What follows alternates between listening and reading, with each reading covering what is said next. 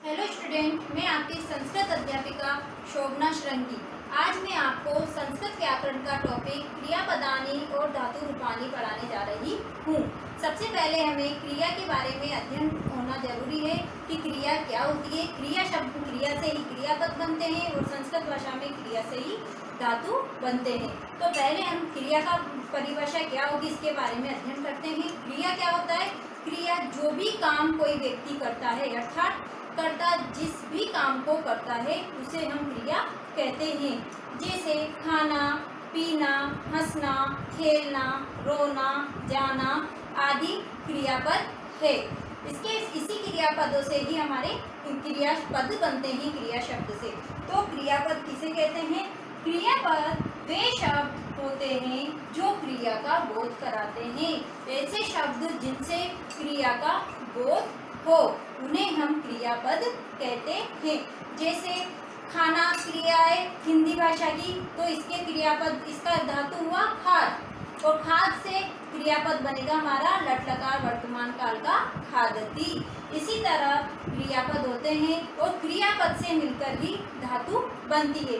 किसी संस्कृत भाषा के हर वाक्य में, प्रत्येक वाक्य में धातु का होना अति आवश्यक है। तो धातु क्या होती है, उसकी परिभाषा क्या है? धातु क्रिया के मूल रूप को धातु कहते हैं, जो क्रिया का मूल रूप है। जैसे पठ धातु है, पठ धातु का अर्थ होता है पढ़ना। तो पठ धातु का धातु तो है पठ, लेकिन इसका क्रियापद क्या बनेगा? पठती। गम धातु है, गम धातु का हिंदी में अर्थ होता है जाना, लेकिन गम धातु का क्रियापद बनेगा गच्छति। इसी तरह लिख धातु का क्रियापद बनेगा लिखना, अर्थ होगा, और क्रियापद बनेगा इसका लिखती। इसी तरह हम गच्छति क्रियापद लेते हैं तो हमें पता है गच्छति में गम धातु है और लट लकार वर्तमान काल में इसका रूप चलता है गच्छति, गच्छत, गच्छन्ति। तो ये गम धातु से बना है। इसी तरह हम एक ही धातु से वचन, पुरुष, लकार, काल के अनुसार उसके धातु रूप बना सकते हैं। धातु रूप लिखने के लिए हमें पुरुष और वचन का ज्ञान आवश्यक है। संस्कृत भाषा में 3 पुरुष और 3 वचन होते हैं। सबसे पहला एक वचन, द्विवचन, बहुवचन और 3 ही पुरुष होते हैं, प्रथम पुरुष, मध्यम पुरुष और उत्तम पुरुष। पहले हमें क्रिया के बारे में अध्ययन करना है कि क्रिया कितने प्रकार की होती है। क्रिया संस्कृत भाषा में 2 प्रकार की होती है, सकर्मक क्रिया और अकर्मक क्रिया। सकर्मक क्रियाएं वे क्रियाएं होती है जिसमें वाक्य के अंतर्गत कर्म का होना अनिवार्य है, अर्थात जिसमें कर्म की आवश्यकता होती है। बिना कर्म के सकर्मक क्रिया वाक्य में नहीं आ सकती। जैसे बालकः पुस्तकं पठति, एक बालक पुस्तक को पढ़ता है। यहाँ पठती लट लकार वर्तमान काल का क्रियापद है तो बनेगा पठती। तो एक बालक क्या पढ़ता है? पुस्तक को पढ़ता है। उसका कर्म क्या है? पुस्तक को पढ़ना।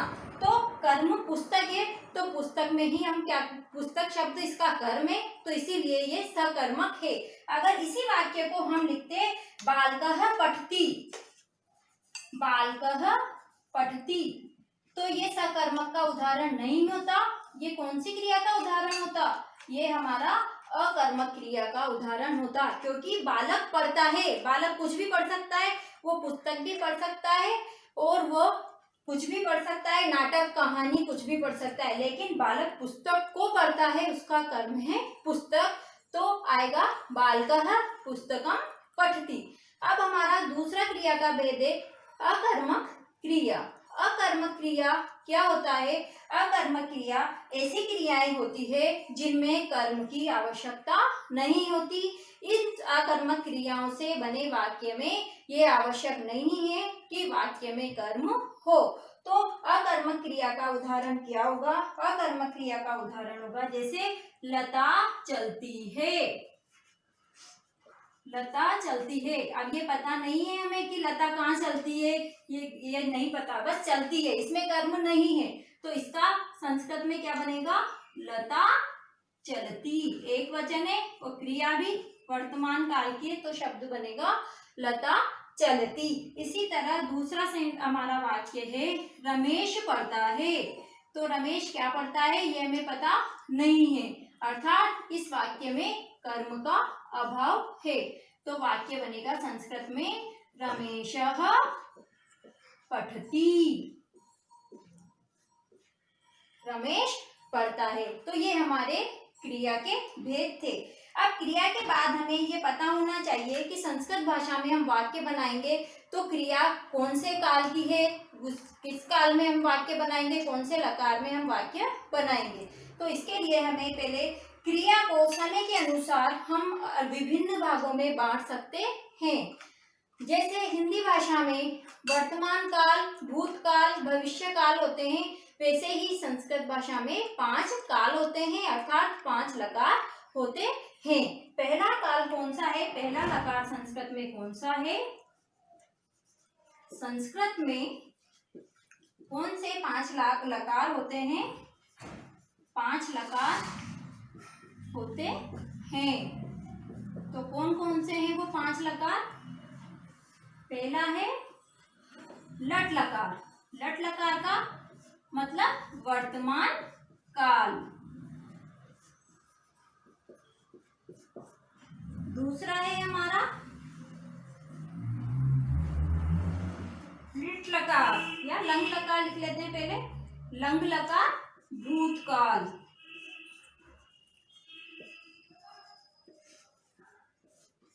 इसके बाद है हमारा लिट लकार भविष्य काल। उसके बाद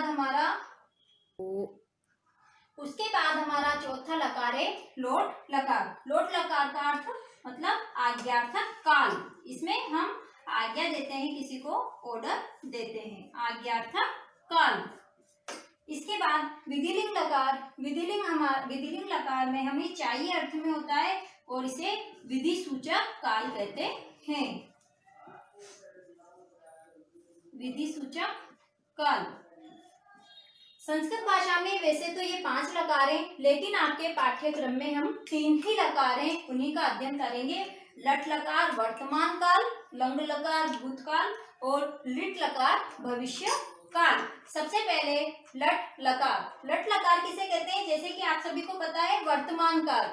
वर्तमान काल का मतलब जिस काल में काम अभी के समय ही, प्रेजेंट टाइम पे जो अभी समय चल रहा है उसी समय में कार्य चल रहा है, न तो वो पूरा हुआ है न आगे होगा, तो अभी कर ही रहे हैं हम उस काम को, तो उसमें आएगा हमारा लट लकार वर्तमान काल। और इन वाक्यों के अंत में क्या आता है? हिंदी वाक्यों के अंत में लट लकार के हिंदी वाक्यों में क्या आता है? ताहे, तीहे, तेहे। वाक्यों के अंत में ताहे जैसे कि हिंदी में आते हैं वैसे ही संस्कृत में से पता चलेगा हमें। ताहे, तीहे, तेहे या रहा है, रही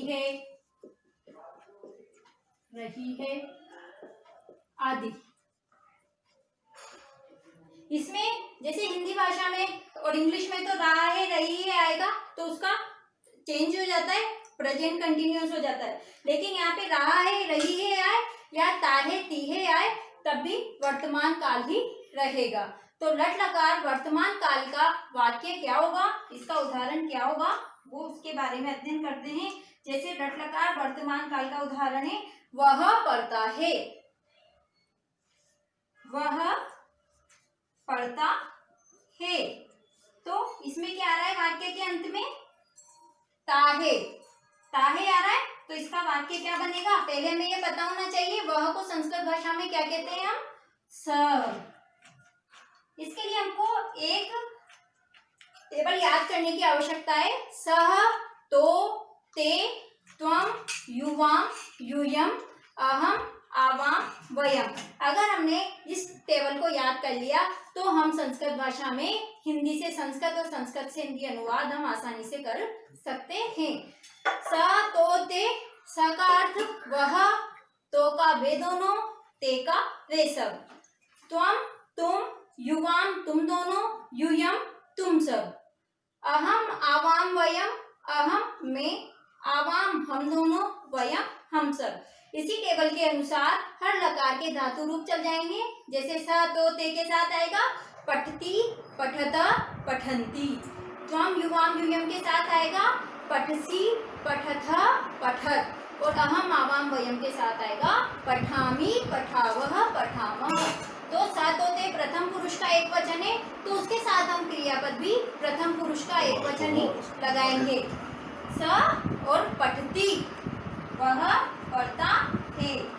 प्रथम पुरुष के क्रियाकर्ता के साथ क्रियापद भी प्रथम पुरुष एक वचन का ही आएगा।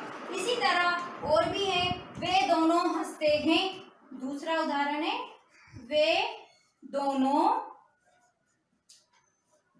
हंसते हैं। तो स, वह, तो, वे दोनों हंसते हैं। इसका संस्कृत में वाक्य बनेगा तो स तो ते, तो हसती, हसतः।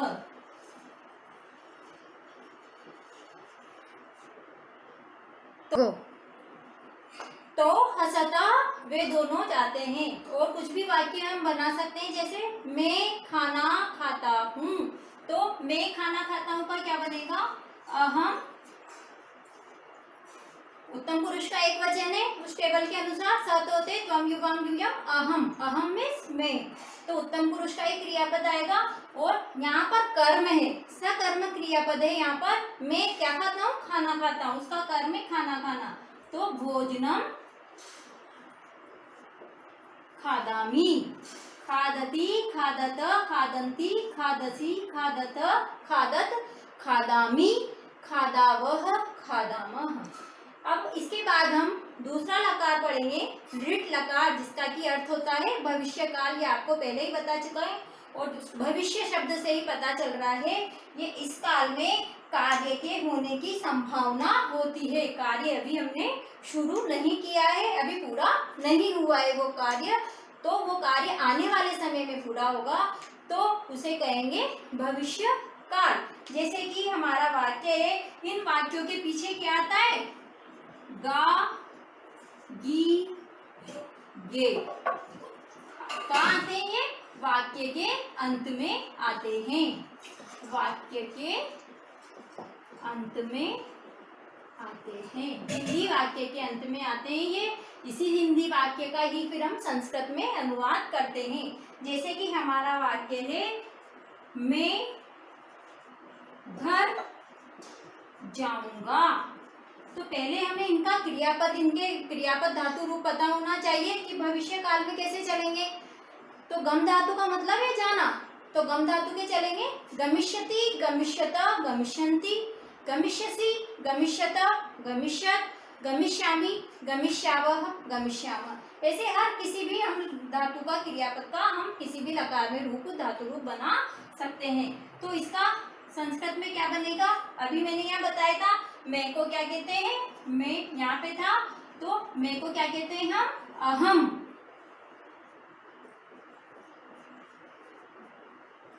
अहम घर जाऊंगा, तो उसका यहाँ पे भी कर्म सकर्मक है, ग्रहम, घर को जाऊंगा। भविष्य काल है, तो अहम उत्तम पुरुष का एक वचन है, तो हमें ऋट लकार का भी उत्तम पुरुष का एक वचन लिखना पड़ेगा, गमिष्यामि, मैं घर जाऊंगा।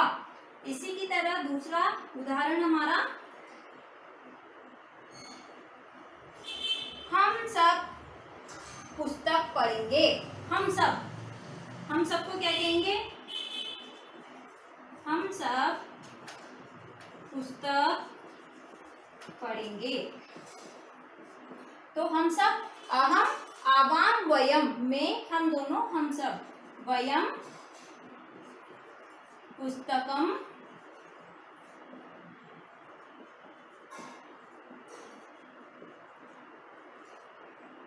पठिष्यामः।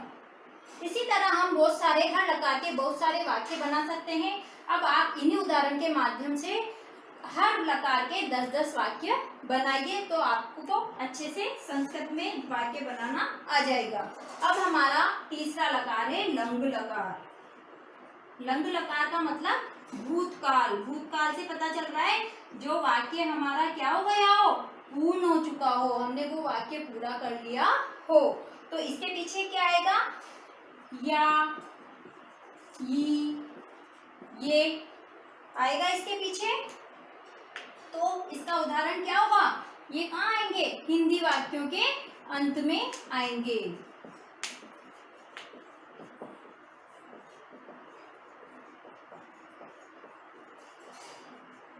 तो हमारा वाक्य है वह गाँव गया। वह गाँव गया। तो वह सा तो ते, स मिस वह, तो मिस वे दोनों, ते मिस वे सब। तो वह का मतलब स, गांव को गया, कर्म इसका तो ग्रामम।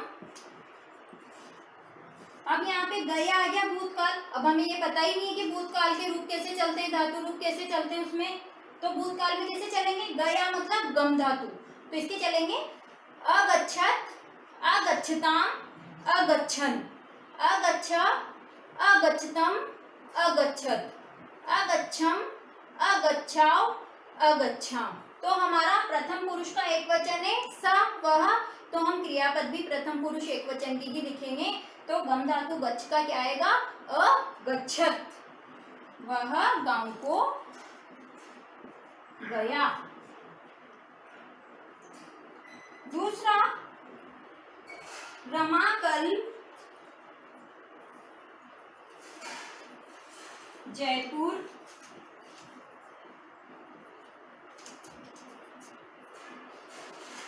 नगर गई।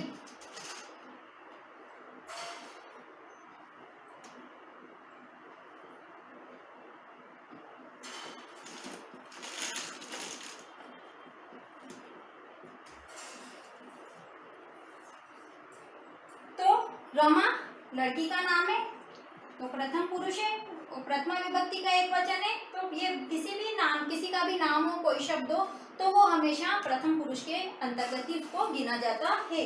तो रमा लड़की है, तो रमा, और कल गई तो मतलब भूतकाल, जो बीत चुका कल, उसको क्या कहते हैं हम, ह्य। रमा ह्य, संस्कृत में बीतते हुए कल को कहते हैं ह्य। रमा कल कहाँ गई, जयपुर नगर को गई। तो जयपुर नगरम